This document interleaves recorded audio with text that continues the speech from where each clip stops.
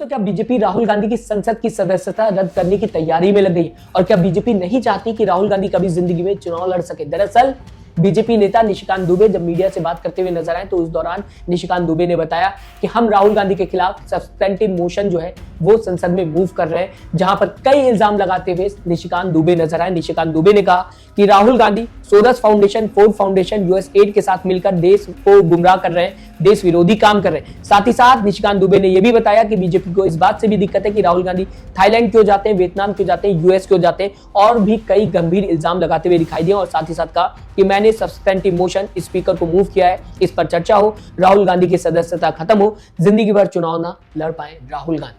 अब दोस्तों, आपको बताना चाहूंगा, सोरस फाउंडेशन को लेकर बीजेपी आज से नहीं, पिछले कई सालों से कांग्रेस के ऊपर, राहुल गांधी के ऊपर इल्जाम लगाते हुए दिखाई दे रही। जब भी राहुल गांधी कोई ऐसा सवाल उठाते हैं जिसका जवाब बीजेपी के पास नहीं होता, तो सोरस को बीच में लाया जाता है ताकि राहुल गांधी को कहीं ना कहीं इस टॉपिक पे ही घेर दिया जाए। इसी के साथ दोस्तों, अगर बात की जाए, यहाँ पर यह भी बताने की जो कोशिश की गई है कि थाईलैंड, वियतनाम या विदेश राहुल गांधी जाते हैं तो यहाँ पर देश को गुमराह कर रहे हैं। दरअसल जब भी राहुल गांधी विदेश जाते हैं तो इस दौरान बीजेपी के कामों को लेकर सवाल उठाते हैं, बीजेपी को लेकर सवाल उठाते हैं, जिसे सीधा सीधा मोदी मीडिया पत्रकार बताते हैं कि देश विरोधी काम राहुल गांधी करते हुए दिखाई देते हैं। बीजेपी को लेकर विपक्ष का नेता सवाल नहीं उठाएगा तो कौन उठाएगा?